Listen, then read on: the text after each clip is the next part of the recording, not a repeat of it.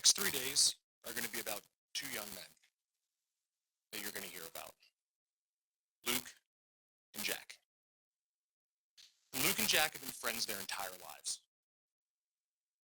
They've lived a relatively normal life for two young boys. That was back until September of 2024. You're going to hear about how their life changed on that day. But it started out as a normal day. Luke at this time is a 15-year-old at Dakota Ridge. He goes to school that day.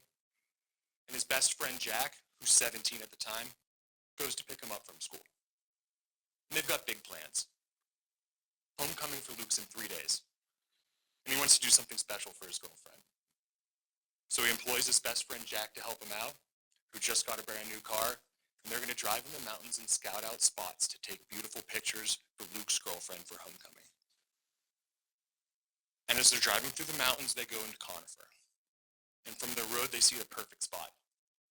A beautiful lake that's on someone's property.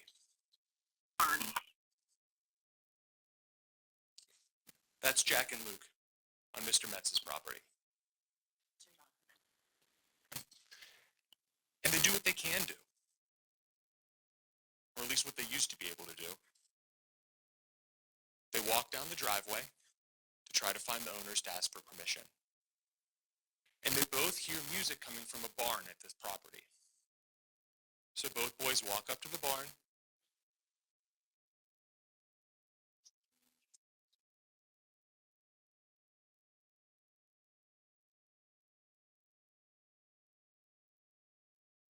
Read the cat that comes out to see them. Yeah. So scared of the dog. That's the dude. As you're watching this, Luke's the blonde-haired boy, the shorter one.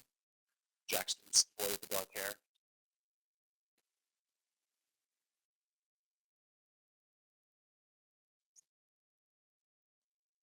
It's the longest thing.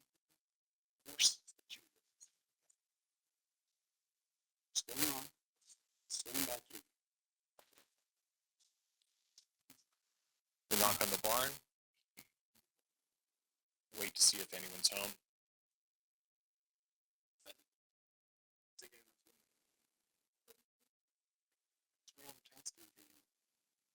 But they're barn cats, so they could just be running around. Look at the ladies.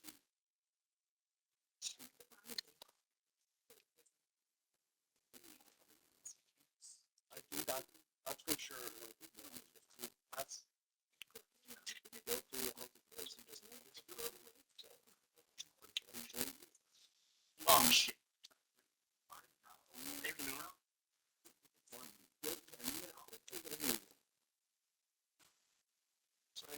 When no one answers, they leave the property. We go back to Jack's car that's parked on a public road.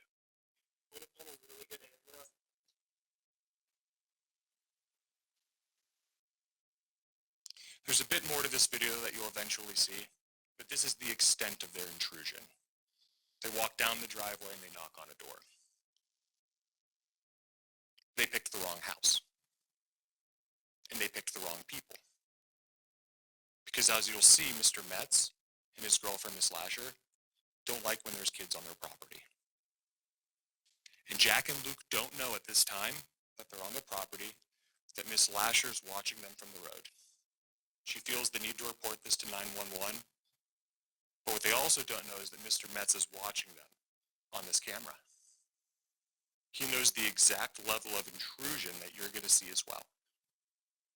And the first thing that he says to Miss Lasher is embellishing what he actually sees. He said, yes, they are all over the place. He said he's checking the cameras and it says, yes, they're all over the place. I just asked him how many. He said they're walking around looking everywhere. You'll see the full extent again of their intrusion. They don't walk all over the place. They don't look everywhere. They knock on a door where they hear music coming from, and when no one answers, they leave the property. But Luke still wants to take pictures. Homecoming's in 3 days. So Luke starts to draft a letter to ask the property owner for permission to leave to leave there for the property owner to call him back. But it never makes it that far. This is the last thing that Ms. Lasher says when she's on talking to the 911 dispatcher. Brittany, I have this up for my law enforcement officers to go out there and check on your property. Once they're out there, they'll most likely want to meet with you. That's why I asked about your vehicle. They'll probably give you a call just to see where you're at. If they... Yeah, and my husband's like 5 minutes away from being here, so we'll just wait over here until I see an officer go by or they call or whatever, so. Okay. I would advise your husband not to go on property until law enforcement... Yeah, he will not. He will not. Okay. And yeah, then... no, he will not. We will wait over here. We will not go on property. If that had happened, none of you would be here. So what happened between making this statement and the events that transpired afterwards? You're going to hear Mr. Metz happened. You're going to hear about how Ms. Lasher and Mr. Metz met and spoke about what to do right before law enforcement got there.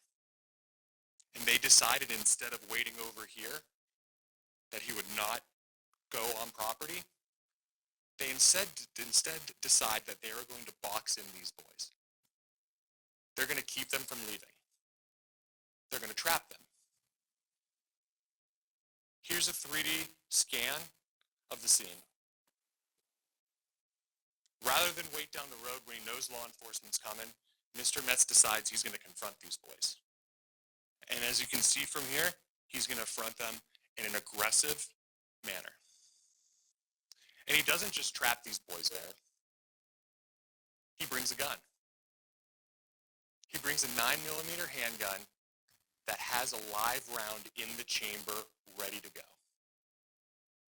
Mr. Metz whips into that spot, cuts these boys off, gets out of the car, pulls his gun out, and as soon as Jack's opening the door, trying to figure out what's going on,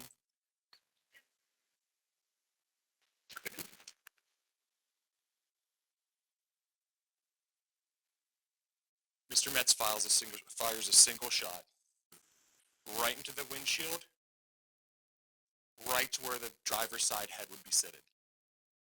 That bullet passes through the windshield and goes directly into Jack's nose. Somehow, Jack survives this, despite the fact that that 9mm round, after striking a bone behind his nose, splinters into 3 pieces, one of which gets lodged behind his left eyeball. The doctors are able to retrieve it. Jack lives, and Jack keeps his eye. You'll hear from the emergency room doctor who treated Jack.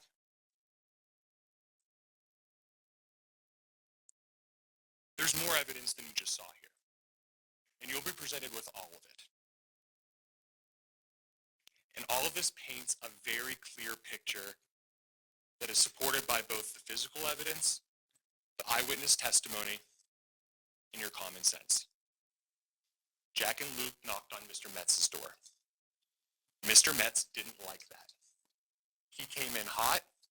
He knew exactly who was there because he was watching them on a video.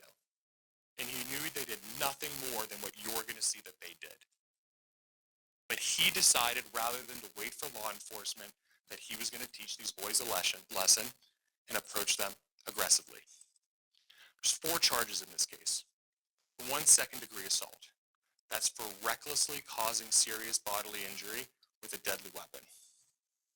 Shooting a gun into a 17-year-old's face, we're going to ask you find him guilty of that. He's also charged with 2 counts of menacing for bringing out a deadly weapon in a manner that would cause a person to be in fear of serious bodily injury. We're going to ask to find him guilty of both of those charges as well. And lastly, he's being charged with discharging a firearm into a car. We're going to ask that you find him guilty of that as well. Now, what I anticipate is going to happen is that defense counsel is going to scramble to try to find a way to develop reasonable doubt here. That Mr. Metz... Appropriate comment of defense counsel.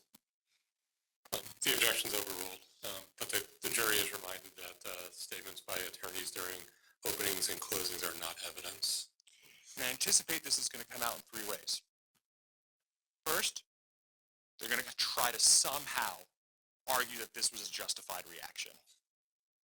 That for committing the crime of knocking on this man's door, he was justified in bringing a gun and firing it. But when you hear the eyewitness testimony of those with no motive to do anything other than to say what happened, the physical evidence and your common sense, that's not going to work. The next thing they'll try to do is discredit both Jack and Luke, particularly Luke. Luke's the one who wasn't shot in the face and lost consciousness. And he saw Mr. Metz get out of the car and point the gun at them before firing. But that's not going to work either. Because you'll see that both these boys, who again have no motive other than to say what happened, have been consistent for 2 years to anybody they've ever spoken to about what happened. Whereas the theory that defense counsel will try to get you to adopt is the only theory that happens to be 100% motivated by self-service. And lastly, when those don't work, they'll try to blame the gun. Objection to argument, Your Honor, disparaging counsel. The objection is overruled. Please go ahead. I anticipate you'll hear evidence on that. But pay attention to where that comes from. It's going to come from a random guy in the mountains who owns a gun store. We're going to present our own expert. An expert who's worked in the development and engineering and sale of firearms for decades, holds patents for dozens of modifications to firearms, who was one of the lead developers for Remington, and who actually spearheaded the largest recall of an actual dysfunctional gun in the history of that company. By the end of this, there will be no reasonable doubt in your minds as to what happened that day. And the only reasonable outcome is going to be to find Mr. Metz guilty of all 4 charges against him. Thank you. Thank you. Defense, do you need the screen as well?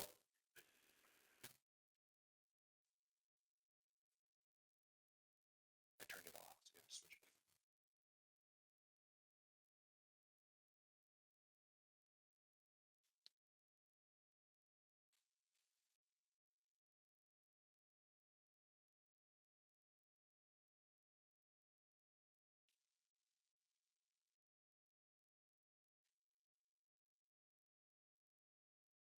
When Mr. Metz pulled up onto these 2 young men to inquire why they had been on his property, his intent was not to assault them.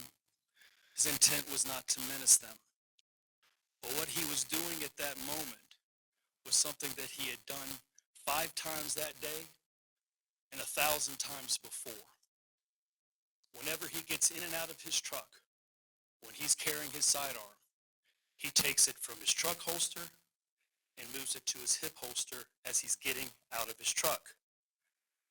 Now on this occasion, he grabbed the gun from his truck holster, and as he's stepping out of the truck, he moves it to his hip holster, but his left foot didn't find the ground quite where he thought it would be. He loses his balance briefly, and boom, this gun goes off in his hand without his intention and without his command. It went off. And he was being as careful with his sidearm as he had been every other day when this happened. But it happened anyway. We'll be asking that you find him not guilty of these assault charges because this accidental discharge was not the product of his reckless conduct. He was being as careful as he always had been, and it happened anyway. There's so much that is true about this case and so much that we're not going to be arguing about. Jack and Luke did have an innocent purpose. All they did was jump the fence and go onto his property, minor trespassing. No big deal. It's true, they were looking for a place to take homecoming photos. Very sweet, very innocent. It's true that when they returned to their car, they were writing a note to the homeowner, hey, can we take pictures on your place? They were doing nothing wrong. Everyone in this courtroom will agree that they did not deserve to be shot at. Everybody in this courtroom will agree that Jack Howard did not deserve to be shot, and everybody in this courtroom is so happy and thankful Jack Howard is alive. This gun went off. It went off accidentally, it went off unintentionally, and it went off uncommanded by Mr. Metz. Mr. Metz is 40 years old. He's never committed a crime. He's never been convicted. Judge. The objection is overruled, but the council be directed not to get into that any further, please. He's 40 years old. He's a respected member of the community. Before this happened, he was city council member in Mountain You View. were just getting deeper into what my objection was and that you said not to get into more. He's going to testify, Your Honor. Yeah, the objection's overruled. Before this happened, he would tell you that he was one of those gun owners and nothing like this would ever happen to. His whole life has been built around gun safety and gun ownership. From Eagle Scouts to the Air Force, he's been professionally trained how to handle a firearm safely and has done so without incident his whole life. He's professional. He engages in competitions. He does very well. He's very proficient with firearms, very safe with firearms. And he's had his concealed carry permit since he was 19 years old. And he carries it only where he's lawfully allowed to carry it. And he carries it in a hip holster, or he keeps it in a holster in his truck. It's very common practice for those who carry it. But he was being as careful as he's always been, and it happened anyway. This gun went off. Now, in an effort to talk to you just a little bit about what happened that day and how they came up to the house.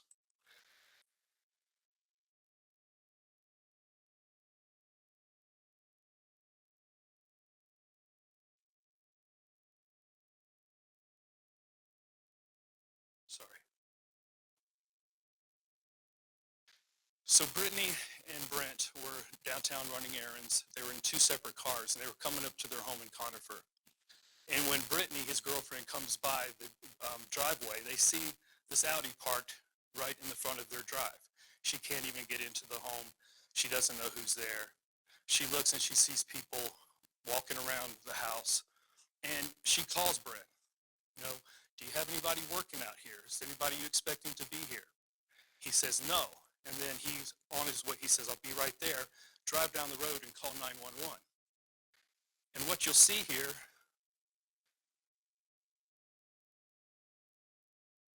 this overhead, this right here is the driveway. And so they're coming in from this direction up here, from the top left to the right. And Brittany's coming in, and that's when she sees the driveway and she sees it's blocked. Cell phone service ends about right at the driveway. So she has to turn around and go back up, and she waits kind of somewhere right up in here, in the top left of the map. And she talks to Mr. Metz, and she says, you know, did you expect anybody here? He says, no, call 911. So she calls 911, and she tells them there are people on my property. And they do say, don't go onto the property and confront them. And that's not what happened. When Mr. Metz comes up there, they decide they're just going to block him in. In other words, they're just planning to just stop Mr. Metz's truck right behind this Audi. He's going to get out and get in her car, and they're going to wait for the police. But what happens is, when Mr. Metz comes into the area, he drives past Miss Lasher, and they go down the road, and she's about 15 seconds behind him. And when he comes up onto the area where the driveway is, he sees that the Audi has moved. It is now on the shoulder of the road, and it looks like they're going to drive off. So his only plan is to simply come up and kind of block and get out and talk to them and just ask them what they're doing. And that's when he takes one step out of the truck, and this gun goes off. They never planned to confront them. He never wanted to assault them. He was not trying to scare them with his weapon. But this happened anyway. And that's the position that he pulled it up in the truck. When he reached for the holster, he put it into the hip holster, he takes one step, and bam, that's when it happened. That's a picture of the truck holster that he was moving the gun from one place to another. Now, when Mr. Metz was saying that he didn't put his finger on this trigger and he didn't intend for it to go off, but it just went off next to his side. We asked, does this happen? Does a firearm ever just go off? So we sought and found Mr. Ed Wilkes, a local Colorado gun firearms expert who's owned his own gun shop for 25 plus years, who was law enforcement for 10 plus years, who's been teaching firearm safety for 25 plus years. And when he found out that this was the gun at issue in this case, a Sig Sauer P320, the only gun he knows of, it goes off unintended and unintentionally in people's holsters sometimes, is the Sig Sauer P320. He says he won't allow it on his gun safety classes. He won't allow a person to have it around him because he knows this weapon to be unsafe. That it has a reputation for doing exactly what Mr. Metz said it did in his case. And he's going to talk to you about the inner workings of the Sig Sauer P320 and how it's really different than most firearms. And those that don't know a lot about firearms on the jury are going to learn a lot in this case. And those that already know a lot are going to have some confirmation lessons. But the basic way any firearm works is that it has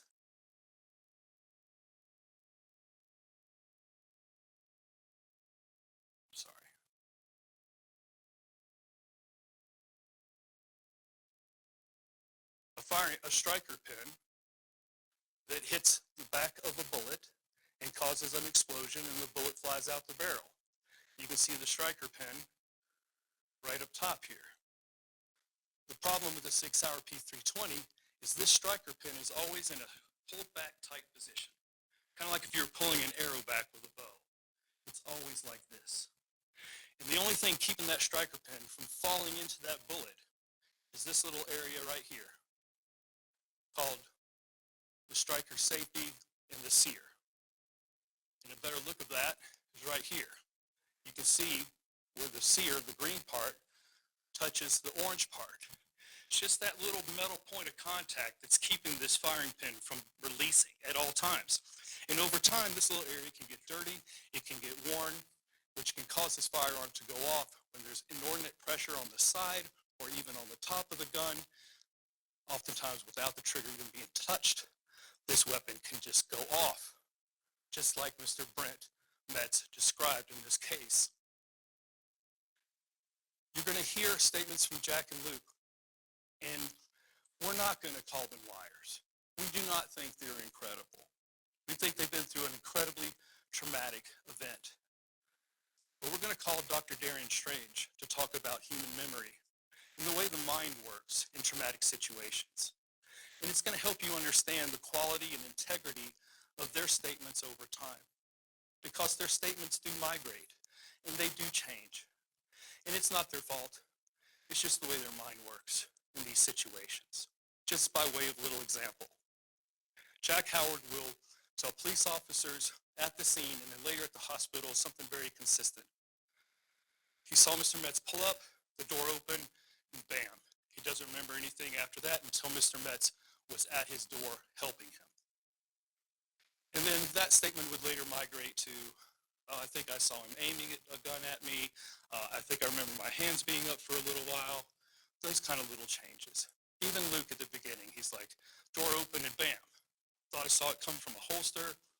And then later on in his statements, it'll migrate to this idea that Mr. Metz got out of his car, walked all the way front and center in front of Jack, and held the gun with both hands and fired. That is just the fact that didn't happen in this case. Number one, you'll use your common sense.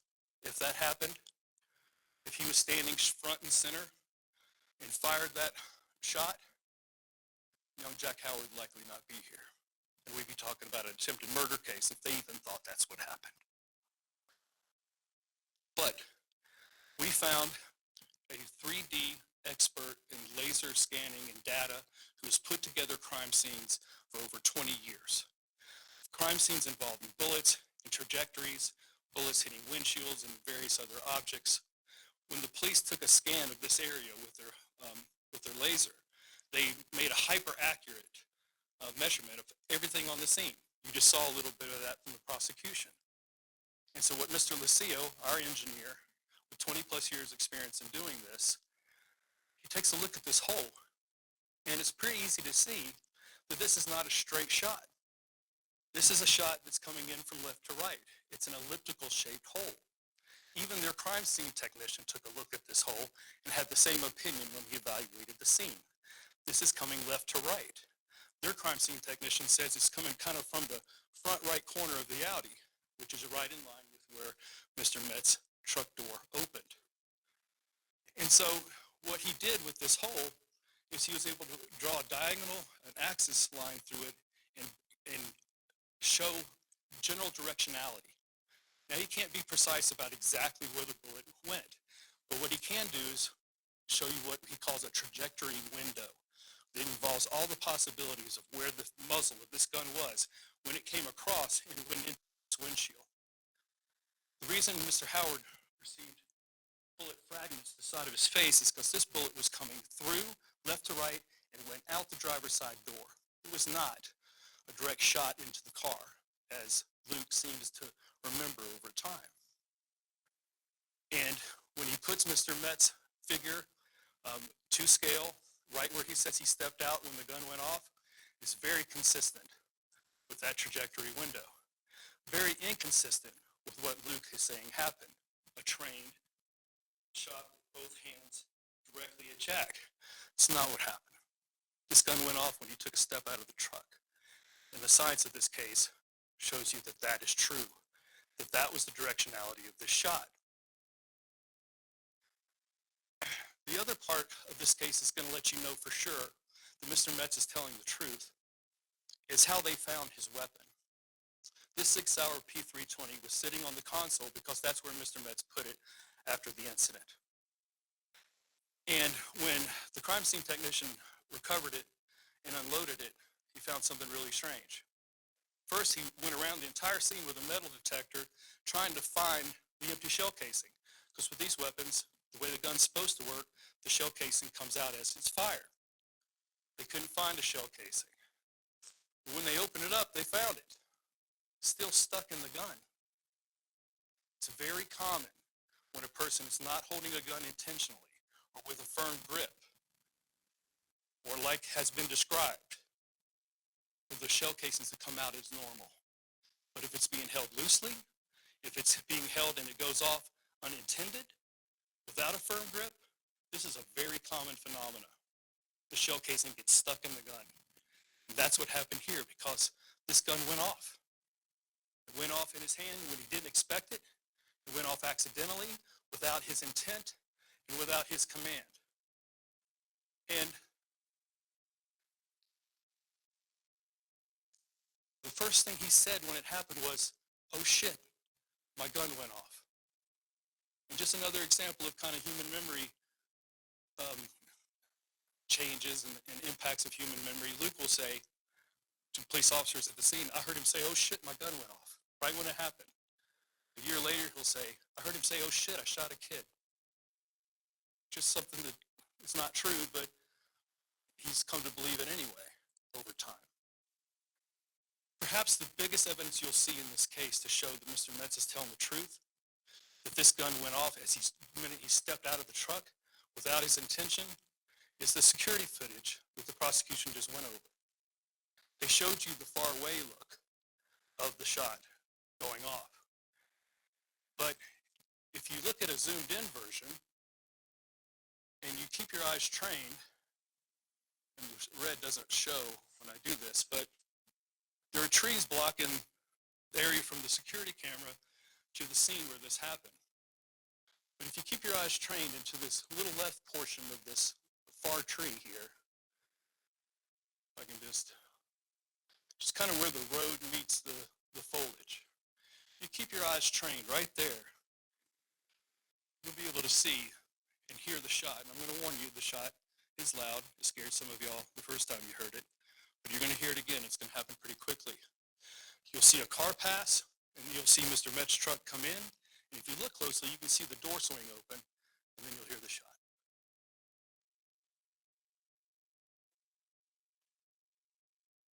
Car,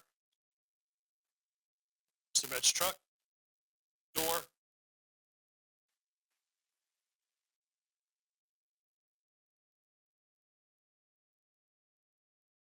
Without a doubt, what Mr. Metz said happened. He was being as careful as he could, as he always had, but it happened anyway. The minute he stepped out and trying to move his gun, as he always had, from one place to another, it went off. It went off accidentally, unintended, and without his command. And at the end of this case, we'll be asking you to find him not guilty of all 4 counts because this accidental discharge was not the result of his recklessness. And he's not guilty of menacing because he never meant to and never tried to scare these boys with a gun. This gun went off as it's been known to do. And Mr. Metz is not guilty.